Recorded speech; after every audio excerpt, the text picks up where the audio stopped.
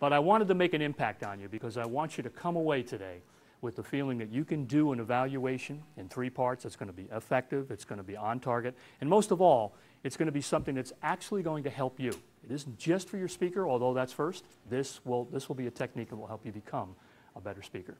So with that in mind, let's go forward. Toastmasters International recommends things from time to time.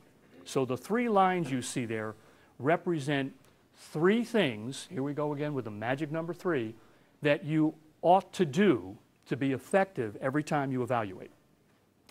Now, I'm going to ask you to give your opinion about what one of those things are as you stand up and Steve gets you in the camera shot.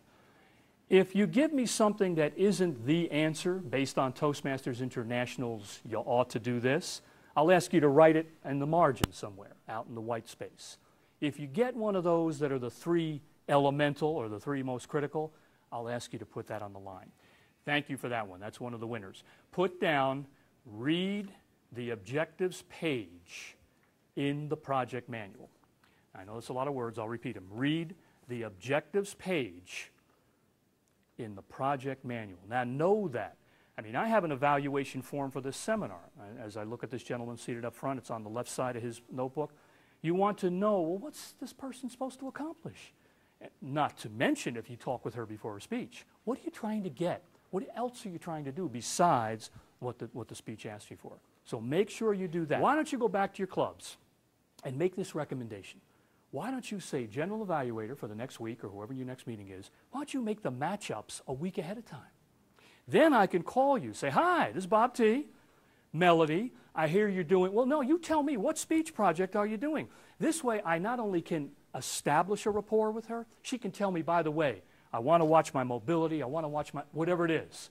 I build that in and I come prepared. But more importantly, back to your point, when I listen, I'll be listening for those things you gave me. So I say to you, just as a suggestion, you might want to go back and talk with your executive committee on that. The third thing is just what I said. If Melody's going to be my target speaker, I say call her, call him ahead of time. 2 days, 3 days. Hi, this is Bob T. I'm going to be your evaluator, blah, blah, blah. We get to talk. You get to tell me. I even get to know what project you're working on.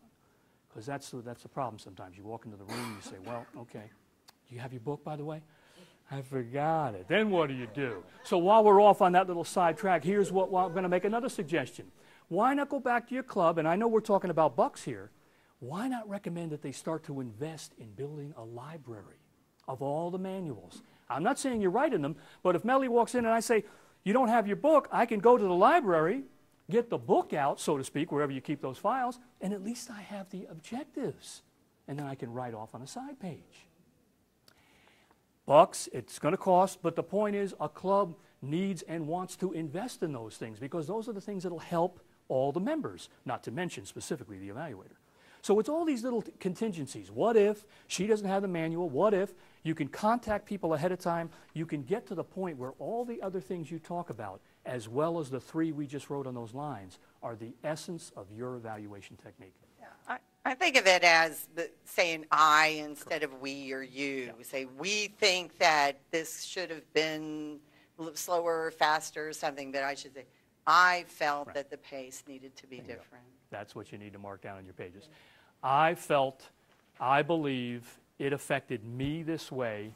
You know, when I got lost, when I got confused, I want you to end with, if you start with 2 of these, then I'm going to ask you to end with at least 1 or maybe 2. That's how the sandwich is going to come into play. This is leading up to it. I want to make sure you understand the principles behind speaking to someone when you're giving constructive feedback. Put a bullet down, and you can stand back here, there, wherever, see the bullet, and you get to do this. You get to speak the way you would naturally, the way you feel comfortably, and more, let's face it, openly to your own speaker, as opposed to doing what you're doing right now. Holding that thing in front of you, which means something's in front of you. Something basically is blocking your communication.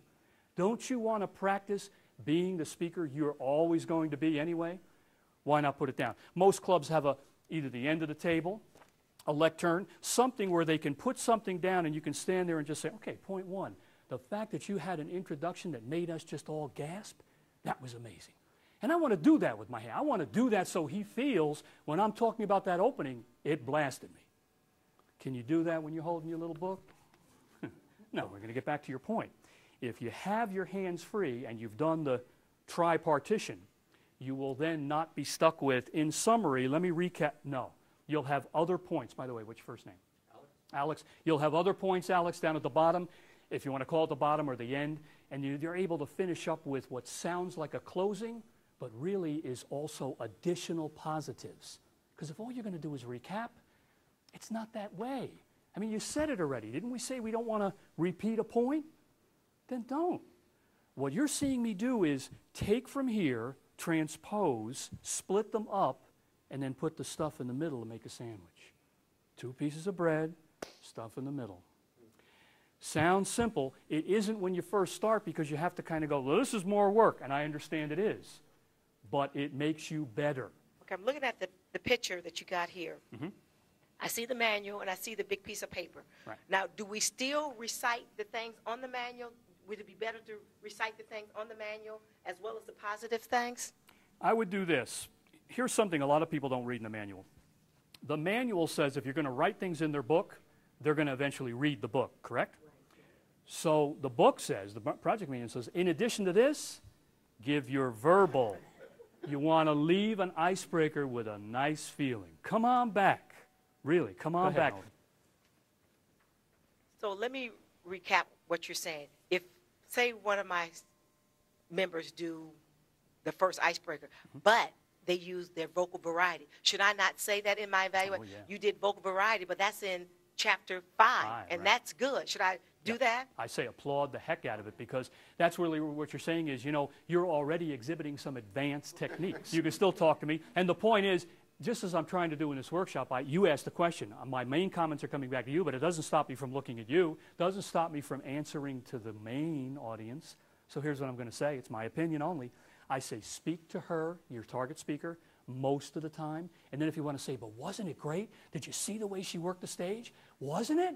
I mean, it's like saying, we're applauding you even though I'm kind of applauding you specifically. But the main part, I speak right to my target speaker. Because just like we're doing now, I want you to know how I feel through these. Any other questions before I show you the example on this code? I'm just going to break back to the handout before we have to wrap up. I want to show you if it's, I think it's page, well, you have double-sided handout, so I'm not sure of the page. But look for something that says a generalized template at the top. Here's back to here's a point way early on when I said, what if Melody forgot her book?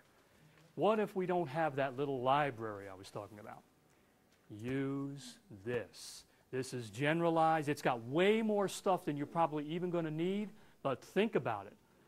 Think about it. There's a lot of good stuff on here that you can at least say, well, if we don't have any manual, I can at least give you a generalized speech feedback. In fact, I've used this for contests. When you really want to say, I don't have anything else, use something like this.